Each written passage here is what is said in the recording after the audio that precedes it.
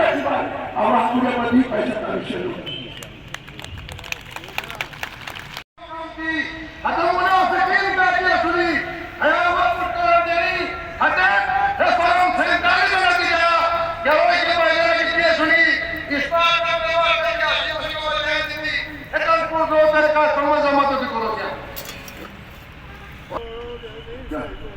अभी सध्या तशीफ आहे विश्वास खऱ्या कार्यक्रमातील असली भारताची दरखास्त हो क्षेत्रारो सकाफत क्षेत्रारो शिलेली क्षेत्रारो वचन आहे की हमने प्रतिस्पर्धा मनुआ चुनाव करी इज्जत करी आता मेजबानियों करी क्षेत्रारो धन्यवाद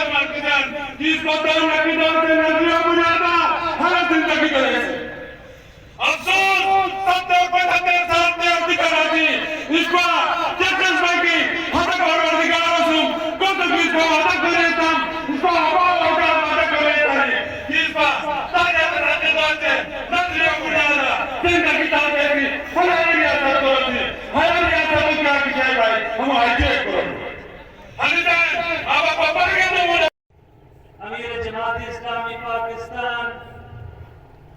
25 करोड़ अवाम का हकीकी तर्जुमान हाफिज नईमुर रहमान साहब जलसेगाह में पहुंच चुके हैं. शुक्रिया अदा करता हूँ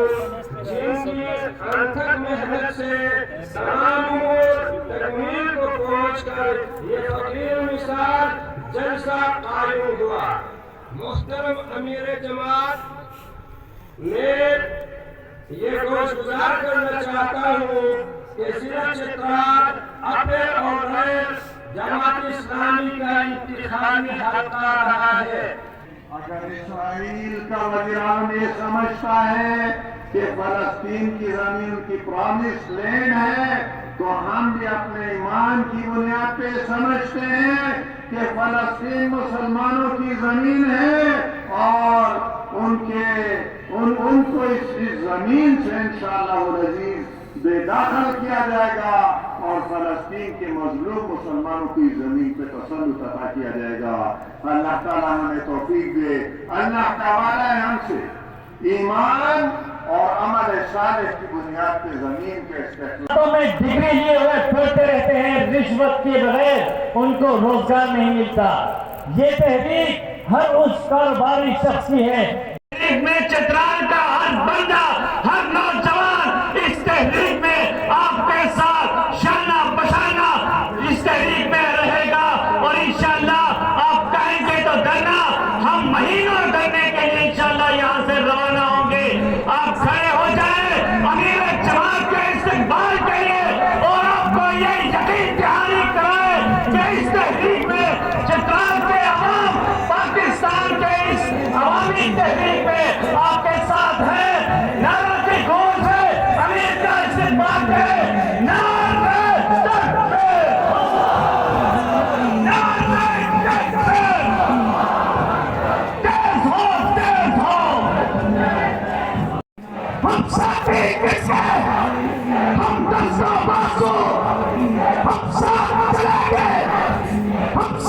जिएंगे, हम साथ जिएंगे, हम साथ चलेंगे, हम साथ मरेंगे। हाफिज, हाफिज, हाफिज, हाफिज, हाफिज, हाफिज, हाफिज, हाफिज, हाफिज, हाफिज, हाफिज, नारे तकबीर।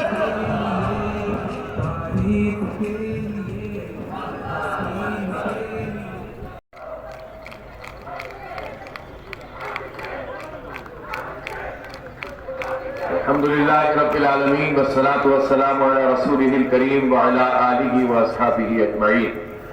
اما بعد فاعوذ باللہ من الشیطان الرجیم، بسم اللہ الرحمن الرحیم، یا ایہا الذین آمنوا کونوا انصار اللہ کما قال عیسی ابن مریم للحواریین من انصاری الی اللہ قال الحواریون نحن انصار اللہ فآمنت طائفة من بنی اسرائیل وکفرت طائفة فأيدنا الذين آمنوا على عدوهم فأصبحوا ظاهرين۔ صدق اللہ العلی العظیم۔ پہاڑوں کو دیکھتے ہیں اور اس میں سے جو خزانے نکلتے ہیں ان کو دیکھتے ہیں تو اللہ کا شکر ادا کرتے ہیں۔ ہم جب سمندر کی طرف جاتے ہیں تو پھر ہم اللہ کا شکر ادا کرتے ہیں کہ ایک ایسا ملک ہے کہ برف پوش پہاڑ بھی ہیں اور خزانے اس میں بھرے ہوئے ہیں، تو دوسری طرف سمندر ہے جس میں پورٹس ہیں، جس میں فشنگ ہم کر سکتے ہیں، اور وہ بھی اللہ تعالیٰ نے اپنی طرف سے ہمیں بے تحاشا نوازشوں سے اور اکرام کیا ہے۔ اسی طرح سے پھر جب ہم درمیان میں لہلہاتے کھیت دیکھتے ہیں اور اس میں خزانے اگلتی ہوئی زمین دیکھتے ہیں تو اس میں بھی اللہ کا شکر ادا کرتے ہیں کہ ایسا ملک اللہ نے ہمیں دیا۔ اللہ تعالیٰ نے ہمیں کئی موسموں سے نوازا، اور اللہ رب العالمین کا یہ کرم ہے کہ اس نے صرف یہ زمین اور یہ پہاڑ اور یہ سمندر اور یہ دریا نہیں دیے، بلکہ اس نے ہمیں بہترین لوگوں سے بھی نوازا ہے، محنت کش عوام ہے، اور پہاڑوں پہ رہنے والے تو ویسے بھی ان کو تو ویسے بھی جو ہے وہ بہت مضبوط سمجھا جاتا ہے، اپنے عزائم میں بھی مضبوط سمجھا جاتا ہے، اپنے ارادوں میں بھی مضبوط سمجھا جاتا ہے، اور وہ محنتی اور جفاکش بھی ہوتے ہیں۔ تو اسی طرح جب ہم لہلہاتے کھیتوں میں کام کرنے والے اپنے کسانوں کو دیکھتے ہیں، اپنے جو ہے وہ ہاریوں کو دیکھتے ہیں، اور پھر ہم جب یہ دیکھتے ہیں کہ مختلف دفاتر میں لوگ کام کر رہے ہیں، اپنے نوجوانوں کو دیکھتے ہیں، تو ہم اللہ کا شکر ادا کرتے ہیں۔ لیکن بدقسمتی سے یہ پاکستان جس کو اللہ تعالیٰ نے اتنی نعمتوں سے نوازا ہے، یہی وہ پاکستان تو تھا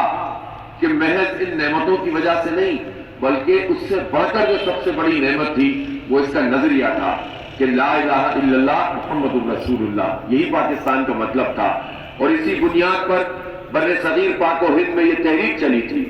اور ان علاقوں کے لوگوں نے بھی جنہیں اس پاکستان میں شامل نہیں ہونا تھا، انہوں نے بھی اس تحریک کو چلایا تھا، اپنے گھر بار چھوڑے تھے، اپنے کاروبار چھوڑے تھے، اپنی زمینیں چھوڑی تھی، اپنا سب کچھ چھوڑ کر اس پاکستان میں وہ آئے تھے۔ اور بہت سے لوگ تو ایسے تھے کہ جن کے خاندان کٹ گئے تھے، شہید ہو گئے تھے، عزتیں عصمتیں پامال ہوئی تھی، لیکن انہیں پاکستان کی سرزمین دیکھنی تھی کہ وہ ملک ہوگا کہ جہاں ہم اپنی اللہ کی مرضی کے مطابق زندگی گزاریں گے۔ اور ہم جانتے ہیں اس بات کو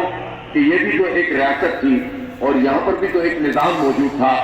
اور اگر یہاں چترال کے لوگوں نے ایک تاریخی جد و جہد کر کے اپنے والی کو اس بات پر مجبور کیا تھا کہ وہ پاکستان میں چترال کو شامل کیا جائے، تو اس کا صرف ایک سبب تھا کہ پاکستان اسلام کے نام پر بن رہا تھا، اور پاکستان کو ہم وہ پاکستان دیکھنا چاہتے تھے کہ جہاں پر کوئی انسان کسی پر ظلم نہ کر سکے، کوئی والی انسانوں کا خدا نہ بن سکے، اور کوئی قوم کسی قوم کا حق نہ مار سکے، اور انسانوں کے اوپر جو غلامی کا نظام بنائے ہوئے اس سے ہمیں چھٹکارا مل سکے۔ اسی لیے آپ نے پاکستان میں شامل ہونا قبول بھی کیا تھا، اور اس کے لیے تحریک بھی چلائی تھی،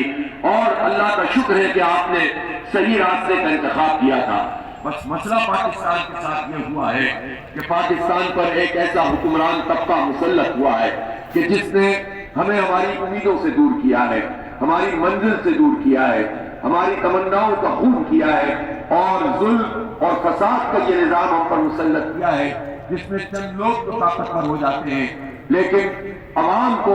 حق نہیں ملتا، انصاف نہیں ملتا۔ ہم جہاں جاتے ہیں لوگ یہ شکوہ کر رہے ہوتے ہیں، اور اس کا سبب یہ ہے کہ عدل نہیں ہے اور انصاف نہیں ہے، جو اسلام کی بنیاد ہے۔ اسلام کی حکومت کی بنیادوں میں ایک تو رائے عامہ ہے، ایک تو مشورہ ہے کہ حکومت مسلط نہیں کی جائے گی بلکہ حکومت لوگوں کی رائے کے ذریعے سے بنے گی۔ یہ بنیاد ہے اسلامی حکومت کی، اور جب اسلامی حکومت بنے گی تو پھر وہ اس کی بنیاد عدل پر ہوگی، انصاف پر ہوگی، جس میں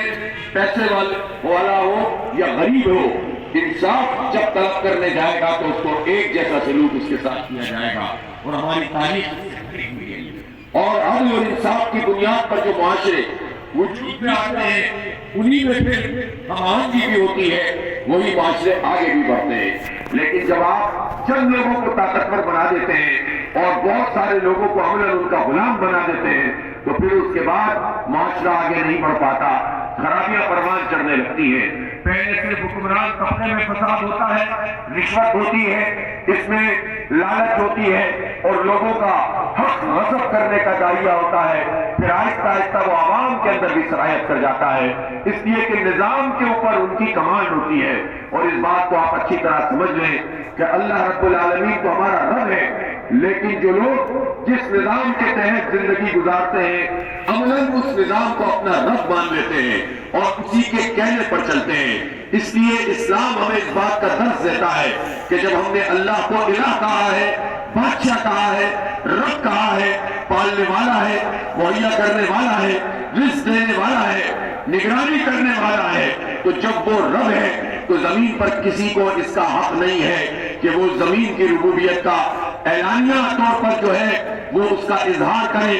یا نام تو وہ نہ لے لیکن عملاً رب بن کر دکھائے۔ کسی انسان کو اور کسی قوم کو اس بات کا حق حاصل نہیں ہے۔ لہذا مسلمان ہونے کی شرط یہ ہے کہ جب ہم کہتے ہیں کہ اللہ رب العالمین ہے تو زمین پر زمینی خداؤں کی خدائی کو ختم کرنا ہے، اللہ رب العالمین کی حاکمیت کا نظام قائم کرنا ہے، اور وہی نظام کا حقیقت انسانوں کو فلاح دے سکتا ہے۔ جب وہ نظام موجود نہیں ہے تو دنیا ظلم سے بھر گئی ہے، ہمارا ملک بھی ظلم سے بھرا ہوا ہے۔ ہم اپنے ملک کی بات بھی ابھی دوبارہ کریں گے، لیکن آپ ابھی دیکھیں کہ پوری دنیا میں اس وقت کیا ہو رہا ہے۔ بظاہر ہم دیکھتے ہیں کہ چند ممالک ہیں جو ترقی یافتہ ہیں، جن کے پاس دولت ہے، جن کے پاس ٹیکنالوجی ہے، جن کے پاس صلاحیت ہے، اور انہوں نے اپنے لوگوں کو بہت کچھ فراہم کر رکھا ہے، لیکن ان چند لوگوں نے، ان چند ممالک کے حکمرانوں نے اور اس کے نظام کو چلانے والوں نے دنیا کے 80% لوگوں کے وسائل پر قبضہ کر کے رکھا ہوا ہے۔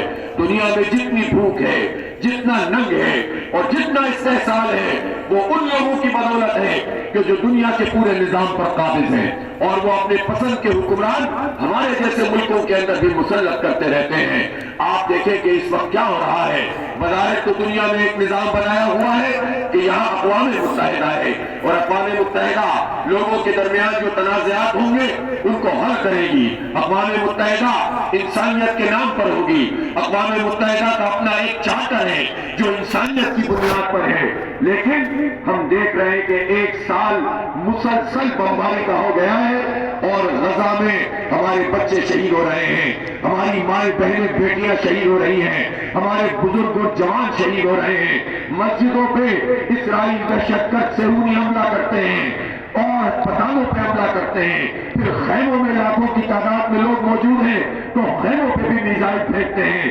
انسانوں کو جلا کر ختم کر دیتے ہیں۔ پھر اس کی نیتنیاہو کی یہ پیاس بجھی نہیں، اب اس نے لبنان پہ حملہ کیا ہے، یمن پہ حملہ کر رہا ہے، گریٹر اسرائیل کی بات کر رہا ہے کہ گریٹر اسرائیل کا مطلب تو یہ ہے کہ نیل سے لے کر فرات تک، یعنی مصر بھی اس میں شامل، عراق بھی اس میں شامل، اردن بھی اس میں شامل، اور اتنے سارے مزید ممالک، اور پھر اس کے ساتھ ساتھ خاتم بدہن کہ کہتا ہے کہ مدینہ منورہ یعنی حجاز شریف بھی اس میں شامل ہے۔ آپ دیکھیں کہ اس کے عزائم ہیں، وہ اپنے فوجیوں کو جو بیچ لگاتے ہیں اس میں گریٹر اسرائیل کا نقشہ تک لگا کر ان کو آگے بڑھاتے ہیں اور ہمارے اوپر ظلم کرتے ہیں۔ لیکن اقوام متحدہ کیا کرتی ہے؟ اقوام متحدہ کا اجلاس ہو رہا تھا اور اور اسرائیل نے حسن نصر اللہ کو شہید کیا، اس نے غزہ کے لوگوں کے اوپر بمباری کی اور اقوام متحدہ اسے روک نہیں سکی۔ اقوام متحدہ کشمیر کا مسئلہ حل نہیں کرتی، اقوام متحدہ مسلمانوں کا کوئی مسئلہ حل نہیں کرتی، لیکن اقوام متحدہ چند دنوں میں جنوبی سوڈان کو الگ کر دیتی ہے۔ اقوام متحدہ اسی طرح سے انڈونیشیا کے جو زیر کنٹرول علاقہ تھا اس کو جو ہے ایسٹرن ٹیمور اسے آسٹریلیا کو دے دیتی ہے، اس کو انڈونیشیا سے الگ کروا دیتی ہے۔ اس کا مطلب یہ ہے کہ دنیا میں اس وقت جو نظام ہے اس میں طاقتور کی بالادستی ہے، جس کی لاٹھی اس کی بھینس ہے، اور جن کے پاس دولت اور طاقت ہے وہ پوری دنیا کو کنٹرول کر رہے ہیں۔ انسانیت کی باتیں جھوٹ ہیں اور حق اور انصاف کی باتیں فراڈ ہیں جو کہ یہ مغربی ممالک کے حکمران کر رہے ہیں۔ لیکن افسوس کی بات یہ ہے کہ اگر امریکہ اسرائیل کو سپورٹ کر رہا ہے تو بات سمجھ میں آتی ہے، امریکہ بھی دہشت گرد ریاست، اسرائیل بھی دہشت گرد ریاست۔ اگر برطانیہ سپورٹ کر رہا ہے تو ہم جانتے ہیں کہ برطانیہ نے پوری دنیا میں کس طرح سے حکومت کی ہے اور کیسے ایک ناجائز ریاست اسرائیل کو ریاست بنا دیا اپنے